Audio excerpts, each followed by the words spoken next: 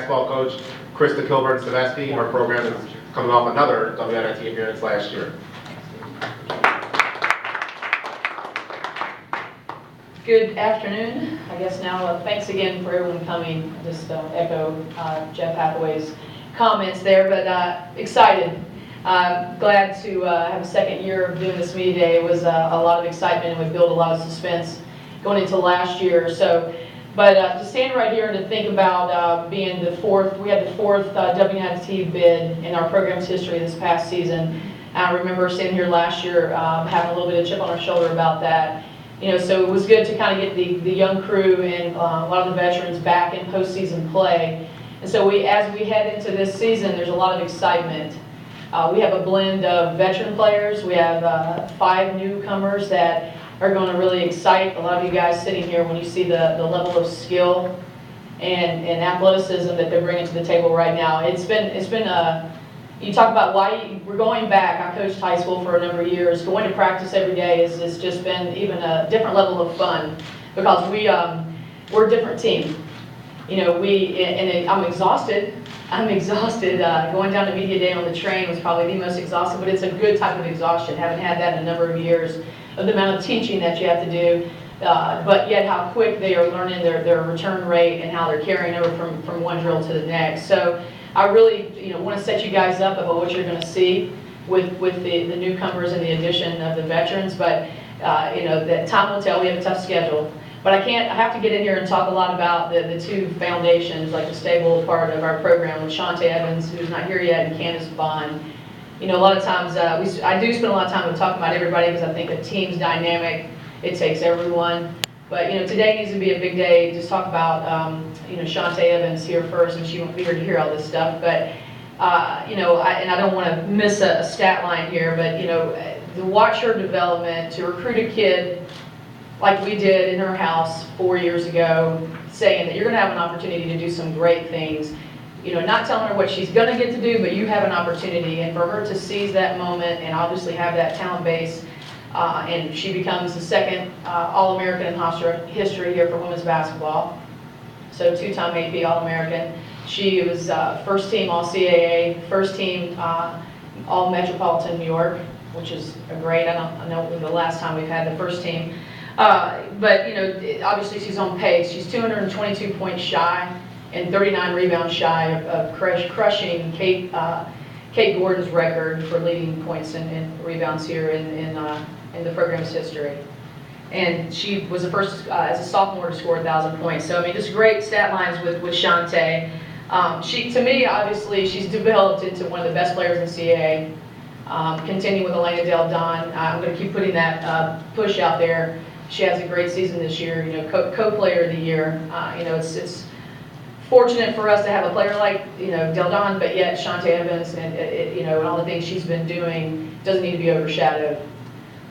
Well deserving, and possibly could be one of our first round WNBA picks this season at the very end. So a lot of great things going on. She's 31st in the nation in scoring. So not only is she one of the best team in the CAA, she's one of the 30 best players in the nation.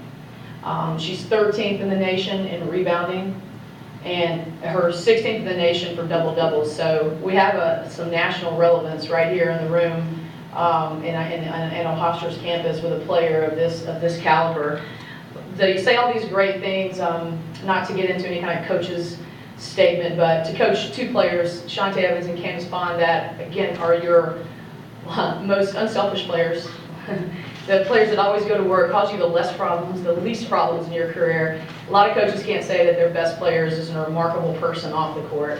And as I segue into Candace Bond, both of these 2 young ladies has exemplified that and made it a joy to coach. And the next young lady, when I talk about Candace Bond, this was a kid that was being recruited by lots of folks, but she averaged 5 points a game in high school, was a defensive specialist. But what we saw in her at that time was just amazing. But what we got when we got her even just doubled and tripled. The amount of time she spends in the gym, the amount of time that she works on her game, her focus and her vision, where she's heading, and have improved her offensive game. She ended the season, some double-doubles at the end of the season, right at 8 points a game. And, you're going to see a different type of player offensively this year. Obviously, defensively, another big push has an opportunity. I feel like she's been snubbed a little bit because everybody in the league will tell you she's the best defensive player in the league.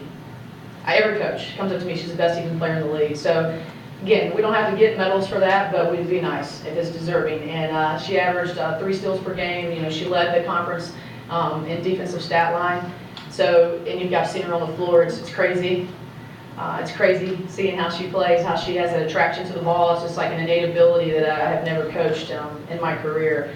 But, you know, again, 2 remarkable young ladies that exemplify what it is about coaching and why it keeps you in coaching. You know, it takes these good players that keep you rejuvenated and it keeps you focused on what you're doing.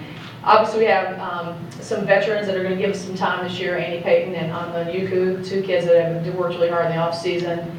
And then the new cast of 5, who is arguably one of our best full recruiting freshman class. They were top 50 in the nation, and all that kind of stuff is great. But what they're proving to be in practice has been pretty exciting. You have a group that, you know, have a skill set, have a work ethic, and they're extremely talented. And I know Candace Bond and Shantae, I see a lot of smiles on their face. They've been pretty wild by some of the things that Asia Jackson's been able to do.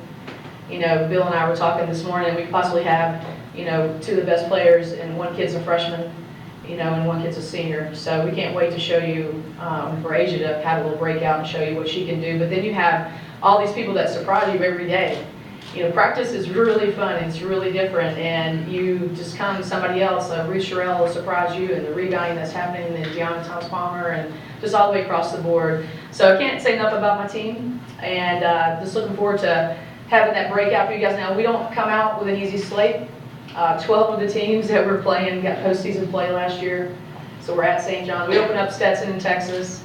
At St. John's, have St. Joe's here, who's pretty good. Marist, Princeton, Harvard. Should I keep going? Northwestern, a little mess.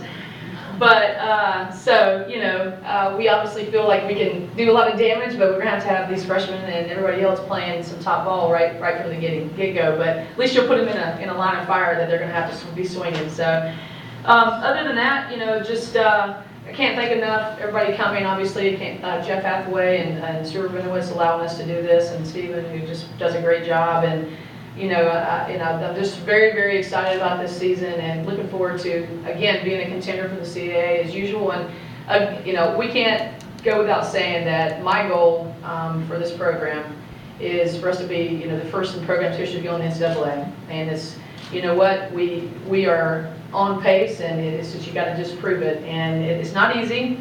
You know, you watch what Bill Edwards did this last year and all his years of coaching softball. You know, man, you know, I've only been in my 7th season right now, but we are building, and it does take time. It doesn't happen overnight, but we do have a cast of characters that are going to be able to compete in the top level. So we look forward to you guys coming out. And again, thanks for everything, and we'll continue on today.